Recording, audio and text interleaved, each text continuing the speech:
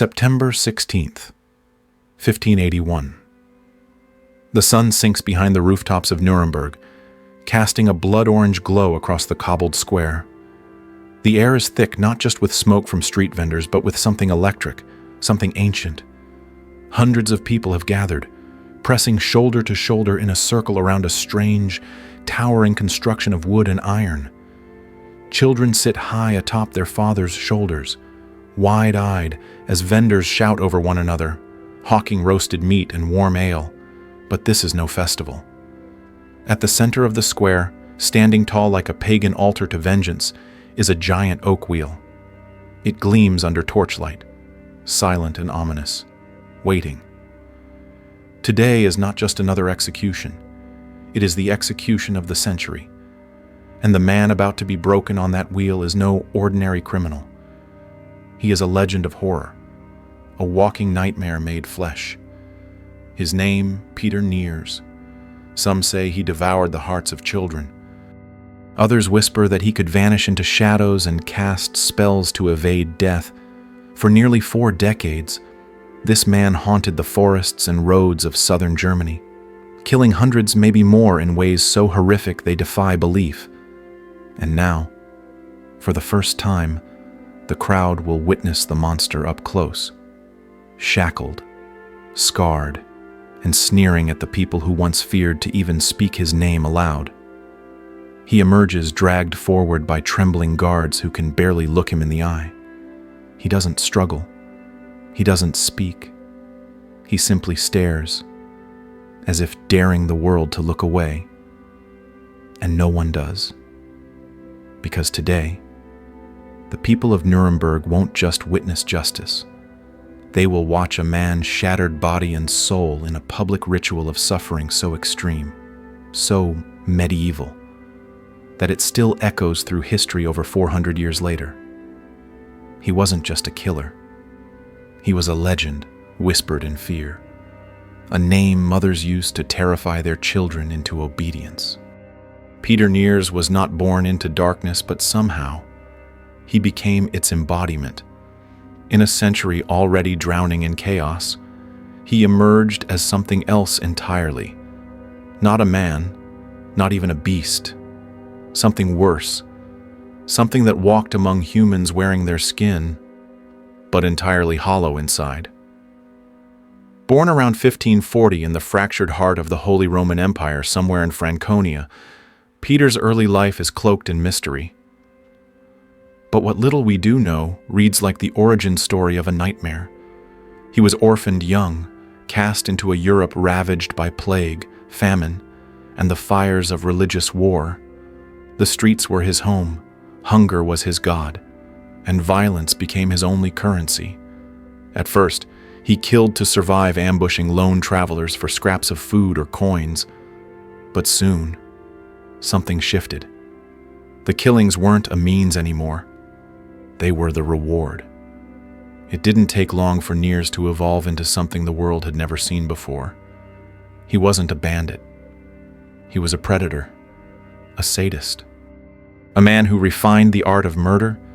Over the next 4 decades, Peter stalked the dense forests and winding roads between Bavaria and Franconia, turning the landscape itself into a hunting ground. Pilgrims disappeared, merchants vanished. Entire caravans were found mutilated or never found at all. His crimes weren't just brutal, they were ritualistic. He didn't just kill, he performed. Reports from the time claim he kept a leather satchel filled with the severed fingers, ears, and even genitals of his victims. He believed these trophies granted him power. He knew that consuming human flesh, particularly the hearts of children, made him invincible. Witnesses who survived his attacks said they saw him whispering incantations over corpses, chanting dark spells while devouring organs still warm with life. And the most terrifying part, he never operated alone. Peter led a small gang of equally depraved followers, degenerate men who worshipped his cruelty like a faith. But make no mistake, he was always the center, the leader, the one who decided who lived and who died, and how slowly. By the time authorities finally began piecing together the scope of his crimes, the number of victims had surpassed 500. That's not a typo. 500 lives erased, desecrated, consumed over 40 years. He moved like a shadow, vanished into the woods, slipped through cracks in the justice system. Some believed he made pacts with the devil himself. Others believed he was the devil. Peter Niers wasn't just a murderer. He was a cultural trauma, a walking horror story whose existence proved that evil wasn't just an idea, but a man with a name, a face, and an appetite that no jail cell could contain. And that's why his capture didn't just mark a turning point in law enforcement. It marked a moment when all of Bavaria took a breath and realized the nightmare was real. And it had a face. No one is born a monster. Not even Peter Niers. Before the torture wheels, before the mutilated corpses, before the blood-stained legend, there was just a boy. Cold, hungry, alone, somewhere in the war-ravaged hills of Franconia. Around the year 1540, a nameless child cried out into a world that had already forgotten him. That cry would eventually echo in the screams of hundreds, but in the beginning, it was just desperation. This was not a peaceful time in Europe. The Holy Roman Empire was fracturing, choked by religious wars and haunted by plague. Death walked openly in the streets. Entire villages vanished under famine or fire. In this world, Peter never had a chance. Orphaned while still a child, his parents likely swallowed by disease or war, he was left to survive on the brutal trade routes between cities. He grew up as one of many invisible children begging for scraps, sleeping under trees, ignored by all until he became something no one could ignore. Some say he stole food. Others say he was first beaten, then beaten into violence. But somewhere along the way, Peter learned something terrifying, that killing made the world pay attention. At first, it was small, a traveler too slow to fight back, a coin pouch torn from a dying man's hand. No one noticed. No one cared. The victims were poor, nameless, unremarkable. So he killed again and again. Each time, the act became easier, then enjoyable, then necessary. The hunger in his stomach was replaced by a deeper craving: control, fear, pain. The roads between Franconia and Bavaria became his domain. He blended in with other wanderers' ragged clothing, filthy skin, a face that looked like any other man broken by life. But unlike the rest, Peter was evolving. He wasn't just surviving the cruelty of the world, he was becoming cruelty incarnate. His first murders were out of desperation. His later ones were experiments. How long could someone live with a shattered leg? How many ways could a person scream? What happened if you ate the heart before it cooled? There was no one to stop him. No parents. No priest. No state strong enough to care about a few missing travelers. And so Peter grew, not just in age, but in appetite. His strength was unnatural, his mind twisted, not from madness, but from logic built in a world where the weak were devoured. Violence became his language, pain, his signature. He didn't just learn how to kill, he learned how to enjoy it. And this is where the legend of Peter Niers truly begins, not at the wheel where he died, but in the gutters where he lived. A child left behind by a dying world. A boy whose only lesson from society was that life is worthless unless it is taken. He didn't choose to be born into darkness, but once inside it, he made it his kingdom. And by the time the world finally noticed him, it was far too late. Evil, once ignored, had already learned how to walk. By the time Peter Niers reached his murderous prime, he no longer saw people, he saw prey. They had no names, no stories, no futures, just bodies, Flesh. Tools for pleasure. Fuel for power. If his early years were shaped by violence and neglect, then his adult life was defined by something far more disturbing obsession. Peter didn't just kill. He killed with ritual, with intent, with a twisted purpose that made him something more than a serial murderer, something closer to a dark priest of death. His victims were many, and they were chosen with care. Solitary travelers, wandering merchants, pilgrims looking for God. They entered the forests between Franconia and Bavaria and never came out. Those who did, if they were lucky enough to survive, emerged forever changed. Broken bodies, empty eyes, whispers of unholy things. They told tales of a man who didn't kill for money or survival. He killed because he wanted to see what you looked like when hope left your eyes. Peter developed methods. He didn't act in chaos. He planned. He stalked. He tortured. He was said to keep his victims alive for days, inventing new ways to extend their suffering. Cuts that bled slowly, wounds that burned, screams that fed his hunger. And it wasn't just about pain, it was about control. He stripped human beings of identity and reduced them to nothing but raw material. Sometimes, he carved symbols into their skin. Sometimes, he performed chants.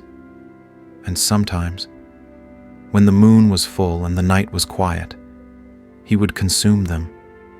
Yes, Peter Niers was a cannibal, but even that word feels too clinical for what he did. This wasn't survival cannibalism. It wasn't madness. It was belief.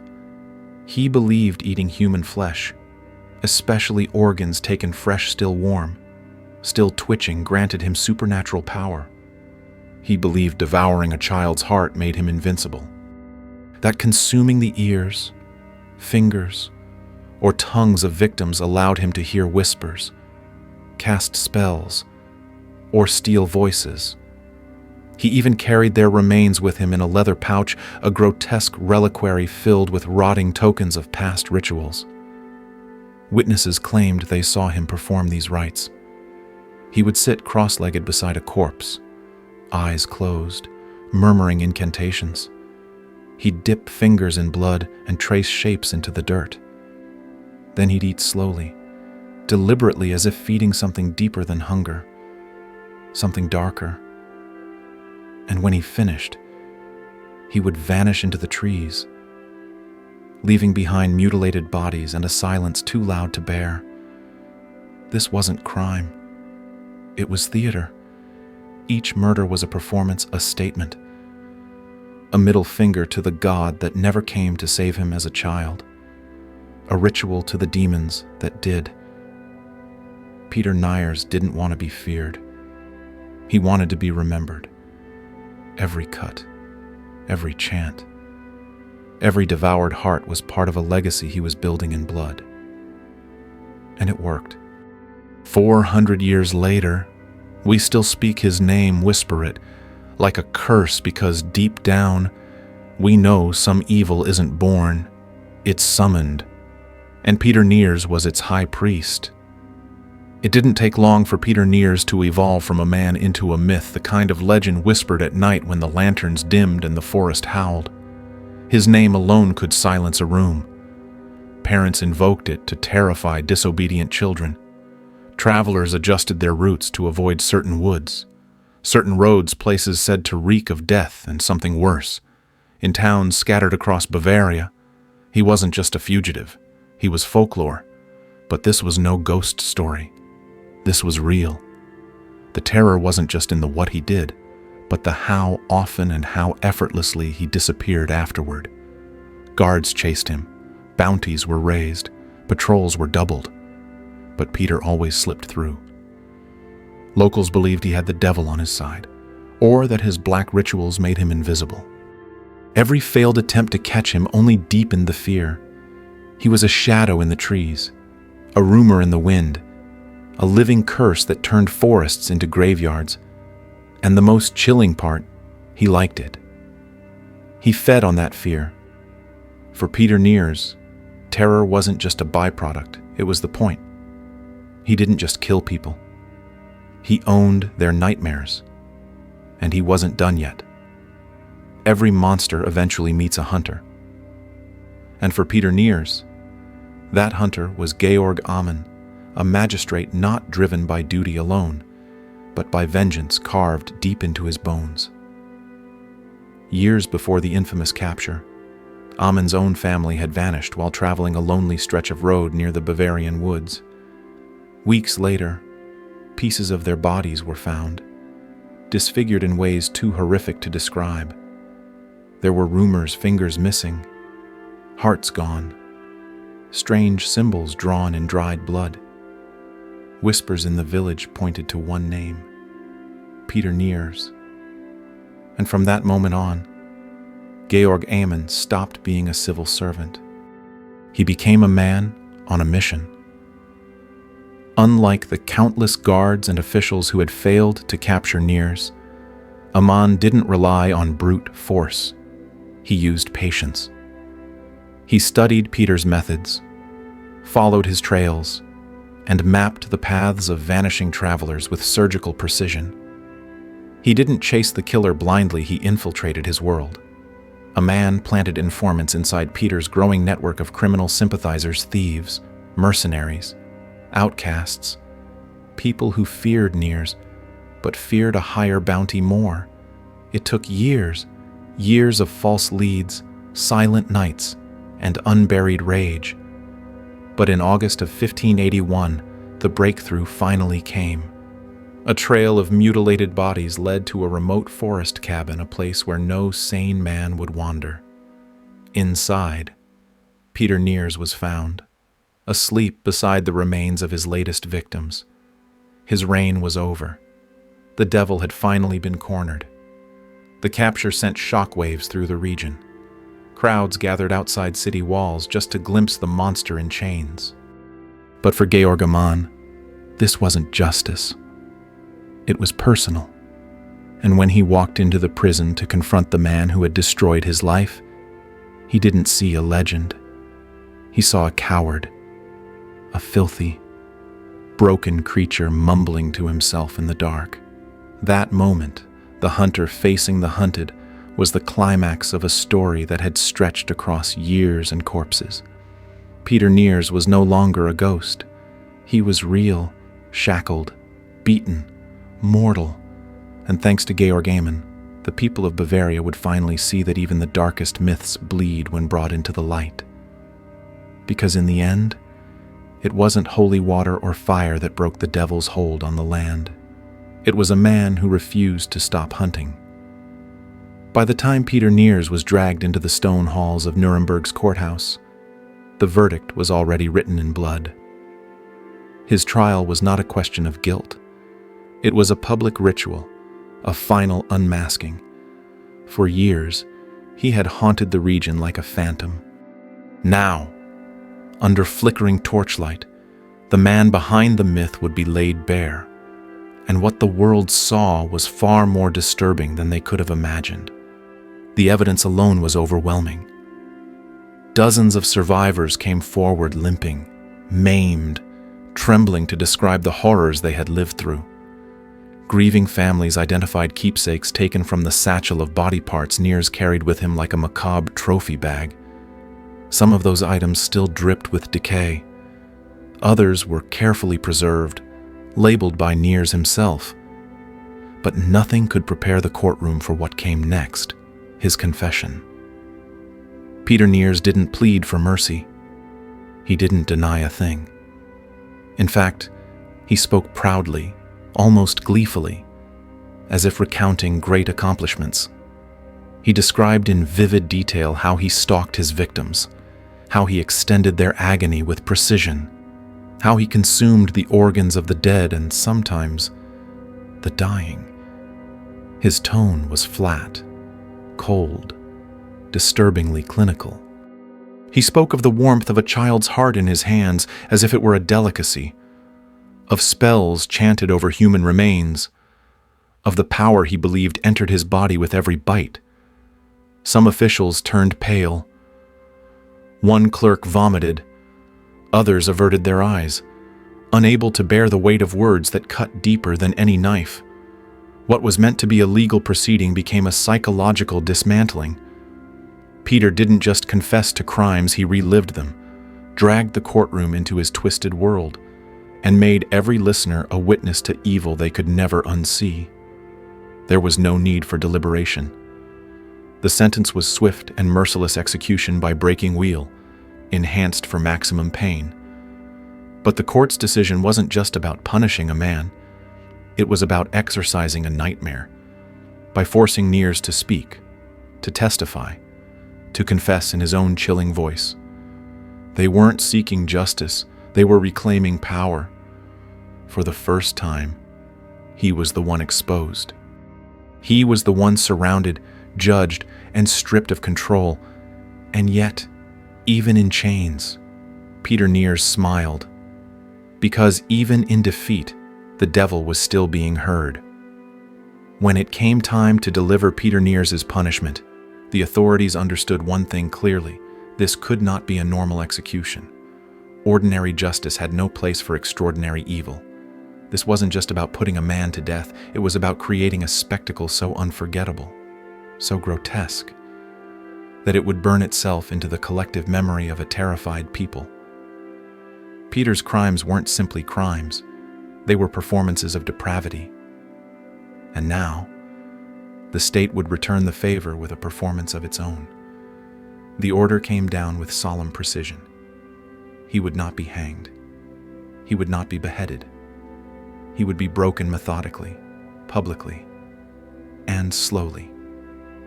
The wheel had long been reserved for the worst of the worst, but even that wasn't enough.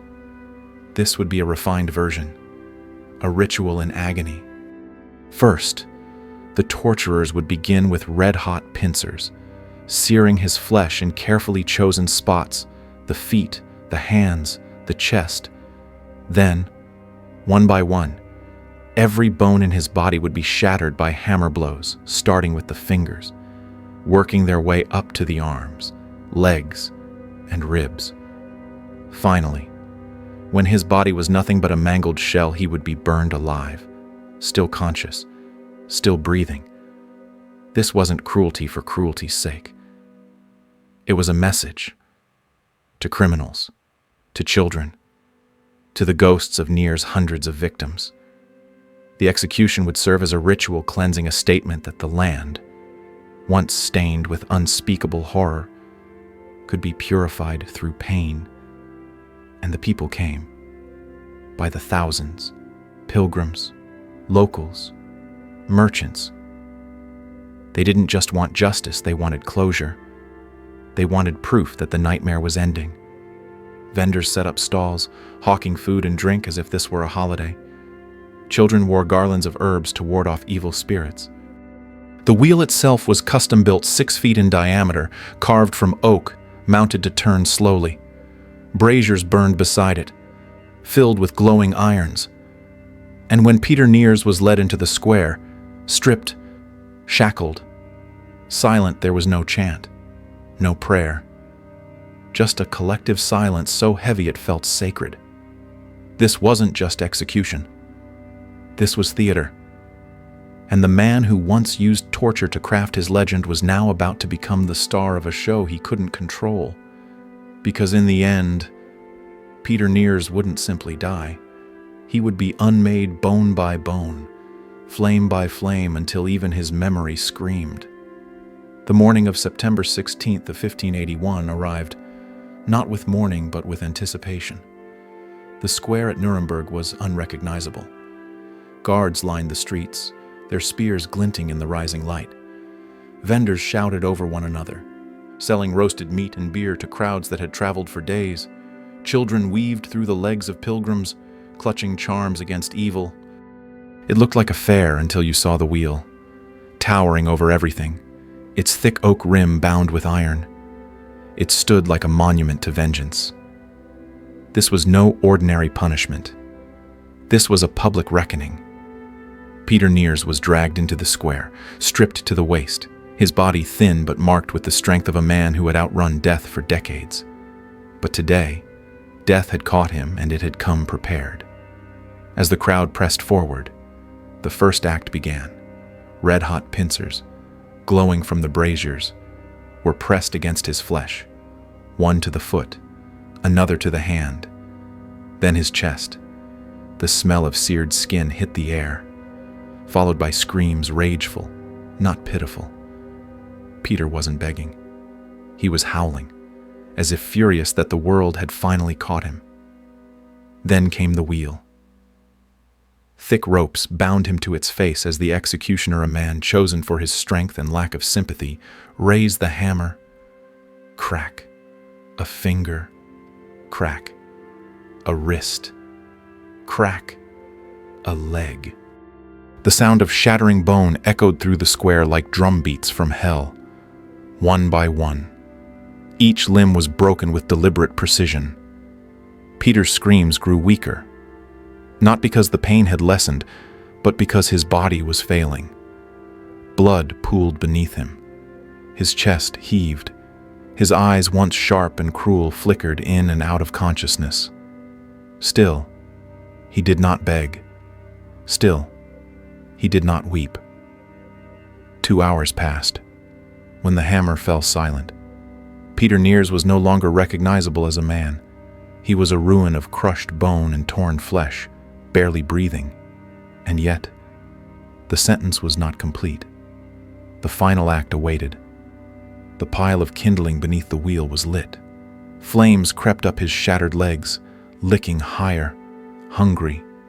The crowd stood frozen, not cheering, not crying, just watching, as the monster who had fed on so many lives was consumed by fire. It wasn't just an execution, it was exorcism. And for the first time in years, the forests of Bavaria felt still.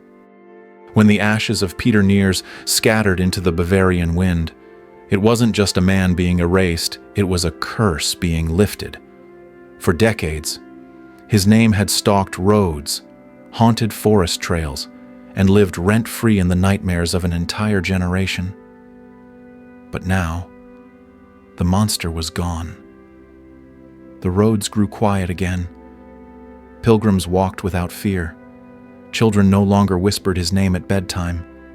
Yet in that silence, a more unsettling truth lingered. Peter Niers may have died, but the evil that made him, that created him, did not. Centuries later, tourists stroll through the very square where his body was broken and burned. They buy postcards and sip coffee, unaware that beneath their feet once lay a man so feared, so consumed by darkness, that he became legend. But legends matter not just because they shock, but because they reveal. Peter Niers wasn't born a monster. He was shaped by abandonment, war, hunger, and a society that looked away until it was too late. That's the lesson. Monsters aren't born in caves. They're born in broken homes, on forgotten streets, in systems that fail the vulnerable. For modern audiences, his story isn't just historical horror, it's a warning about what happens when we ignore pain, when we dehumanize the poor, when we feed violence and let it grow. Justice may have prevailed in the end, but at what cost? Over 500 lives were lost before one man stood up and hunted the darkness. So perhaps the real takeaway is this: evil doesn't start with fire and death. It starts with silence. And sometimes, the bravest thing we can do is notice. Because in the end, it's not just about fearing monsters. It's about refusing to create them. If this story shook you, if it made you think twice about the world we live in and the darkness we often ignore, don't let it end here. Leave a comment below and tell us, do you think monsters like Peter Niers are born or made? Save this video to revisit the full story, and subscribe for more true historical horrors that history tried to bury. Your support helps keep these forgotten truths alive and ensures that their warnings are never lost again.